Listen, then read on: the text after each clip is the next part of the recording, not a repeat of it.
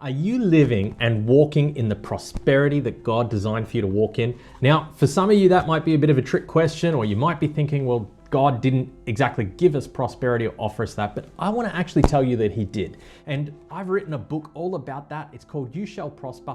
This book is taken using the 5 keys found in the first 3 verses of Psalm number 1. And I'm going to read them to you right now and point them out. And it says, "Blessed is the man that walks not in the counsel of the ungodly, nor stands in the way of the sinners." Okay, there's the first 2 right there. First one, he doesn't walk in the counsel of the ungodly, nor stands in the way of the sinners, nor sits in the seat of the scornful.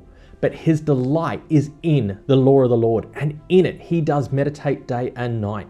And get this, if you did that, if you did those first 4 keys, you're right there on your way to being, like it says here, he shall be like a tree planted by the rivers of water that brings forth his fruit in his season. His leaf also shall not wither, and key number 5, whatsoever he does shall prosper. God can't bless what you're not doing, but if you take those first 4 keys, not having the ungodly counsel, walking in the way of the sinners, or sitting in the scornful, but delighting in the law of the Lord, and then actually having a mind to work and doing something, I can guarantee you that you will walk in the prosperity of God. Now, I want you to open your eyes and see that prosperity is not just about money. Prosperity is relationships. Prosperity is your reputation. Prosperity is your health. Prosperity is just abundance in every area of life, and God has promised that if we walk in His way, we can, or not only can, but we shall be like that tree planted, where our leaf brings forth, our fruit grows, and whatever we do shall prosper. It's a promise from God, and I love that fact that God cannot lie. He's promised it to you, and I want you to know that if you are struggling in this area, maybe you just need a bit of motivation or encouragement, go ahead and grab your copy of this book, You Shall Prosper. The links are below. I've even put a code there so you can get 20% off at the minute. You'll be able to grab this as a physical paperback like the one I'm holding right here, or you can get a copy via ebook, or you can even purchase it through Kindle if you like. But either way, I can guarantee that it will be a blessing to you. There's one more thing I want to read to you before you go, and it's actually, the first part of this is a quote from John Bunyan's book called Pilgrim's Progress, but it had such an impact on me when I was first growing in my Christian faith. And I took this chunk because it really ministered to me, and I want it to minister to you.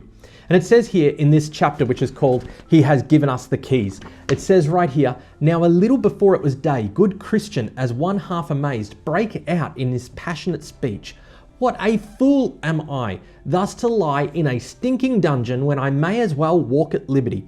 I have a key in my bosom called promise, that will, I am persuaded, open any lock in Doubting Castle.' And then said Hopeful, 'That's good news, good brother. Pluck it out of your bosom and try.' And then Christian pulled the key out of his bosom, and he began to try at the dungeon door, whose bolt, as he turned the key, gave back, and the door flew open with ease. And Christian and Hopeful both came out." Just like in this brilliant allegory by John Bunyan, we have the keys called promise today. And it is in our hearts. It's the key. It's walking in the Spirit, having Christ in us. But unless we realize it is there, we will be like Christian, a fool lying in a stinking dungeon when we could be walking at liberty. So I want to encourage you, if you've ever felt that way, that maybe you're just stuck and maybe you don't know how to move forwards, I want you to know that the keys are already inside of you. If you have accepted Jesus Christ as your Lord and Savior, then He promised that He would put the Spirit of truth in you and guide you in all truth. And that truth will lead you into prosperity no matter what you do. So go ahead. I want to encourage you, grab a copy of this book, let it minister to you, and I am really excited to get your feedback as well as you read it and share with me your thoughts, how it helped you, how it's encouraged you, how it's inspired you. And don't forget, click that link below, and I look forward to sharing and ministering with you in this way. God bless.